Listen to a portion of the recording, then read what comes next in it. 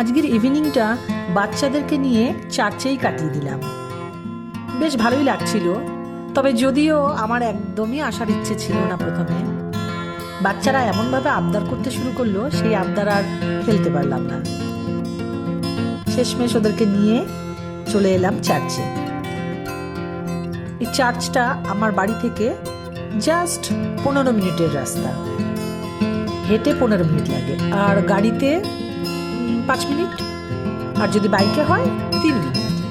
সেই জন্যই আরো বিশেষ করে আসা। দূরে হলে হয়তো যেতে পারতাম না। ওদেরকে সবটাই ঘুরে ঘুরে দেখালাম।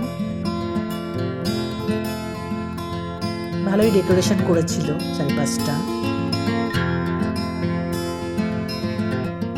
একটার পর একটা কোয়েশ্চেন, সেই কোয়েশ্চেনের উত্তর দিতে দিতে আমার অবস্থা একদম শেষ হয়ে গেছে।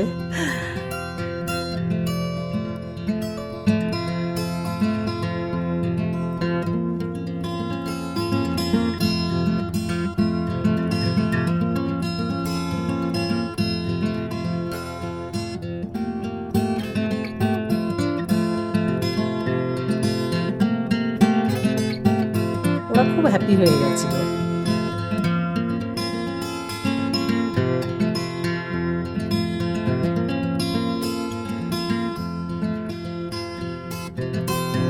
এখানে সবাই ক্যান্ডেল জ্বালিয়ে এখানে প্রে করছিল।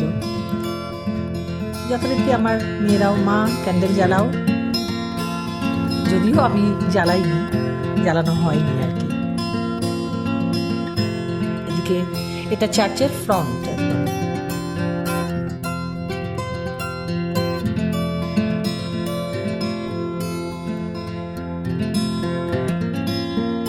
ওপরটা ঘুরে এলাম। বিশাল বড় একটা বিল্ডিং আর কি, চারিপাশটা বিশাল একটা এরিয়া নিয়ে।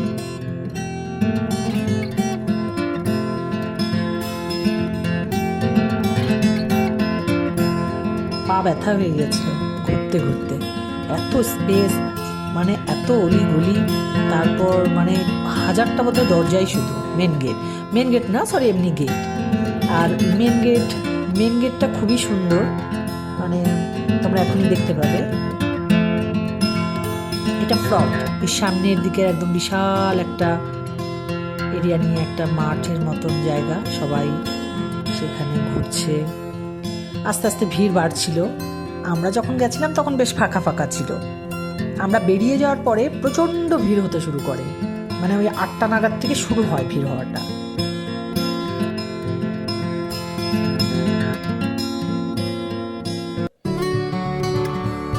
এই সেই মেন গেট।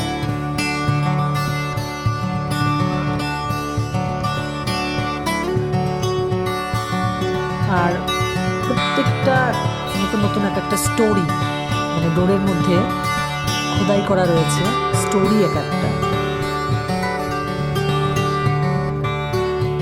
প্রত্যেকটার মধ্যে স্টোরি রয়েছে।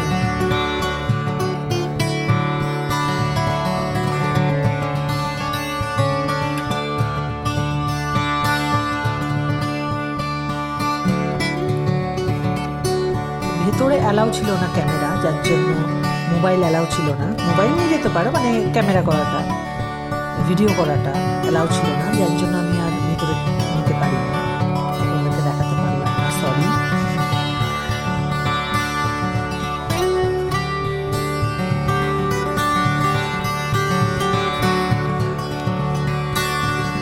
এই সময় বড় মেয়ে আমার ভিডিও করে দিচ্ছিল আর কি, বলছে মা তুমি যাও, ভিডিও করছে। আর এখানে দু বোনে মিলে বিশাল গল্প,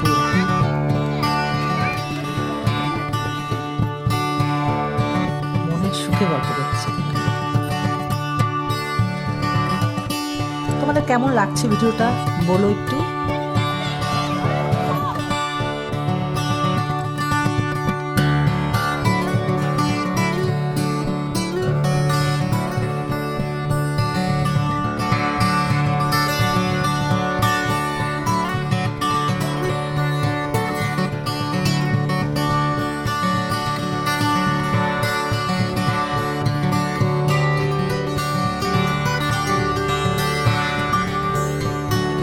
ছোট্ট একটা কুড়ে ঘর মতন করে সুন্দর ডেকোরেশন করেছে।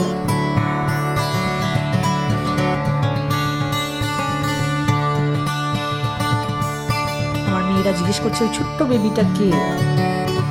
তারপর তো বললামই, হাজারটা কোয়েশ্চেন, উত্তর দেওয়া খুবই ডিফিকাল্ট হয়ে যাচ্ছিল আমার পক্ষে। যেটুকু জানি সেটুকুই বলছিলাম, তারপরে আদার্স বলতে পারিনি। তো চলো, আমাদের ঘোরা মোটামুটি কমপ্লিট। তারপর আমরা বেরিয়ে পড়লাম।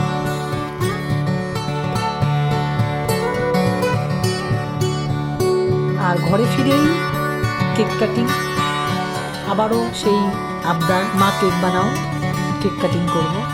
তারপর আবার একটা কেক বানালাম, সেই কেক দিয়ে ওরা কেক কাটিং করলো।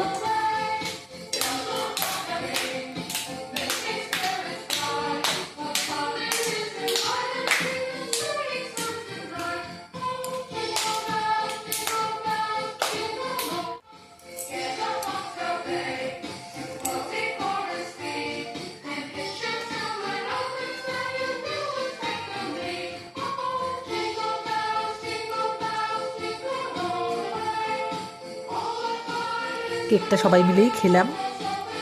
আর কেকটা মানে তাড়াহুড়ো করেই বানিয়েছিলাম, যেহেতু ওখান থেকে এসে তারপরে বানিয়েছি। কিন্তু সিরিয়াসলি বলছি, এত টেস্টি হয়েছিল আর একদম পারফেক্ট হয়েছিল। আমি বানিয়েছি জন্য বলছি না, সত্যি একদম পারফেক্ট হয়েছিল, স্পঞ্জি হয়েছিল,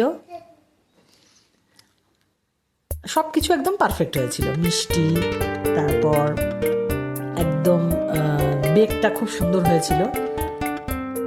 কোনোবার বানিয়েছি মানে কাঁচা থাকতো, ভেতরে হয়তো একটু কাঁচা থাকতো বা কিছু, এবার একদম পারফেক্ট হয়েছিল। তো যাই হোক, তো সবাইকে দেখার জন্য অসংখ্য ধন্যবাদ যারা দেখছো। আর ভালো লাগলে একটা লাইক করো, চ্যানেলটাকে একটু সাবস্ক্রাইব করে দিও। চলো, আবার দেখা হবে অন্য কোনো ভিডিওতে। টাটা।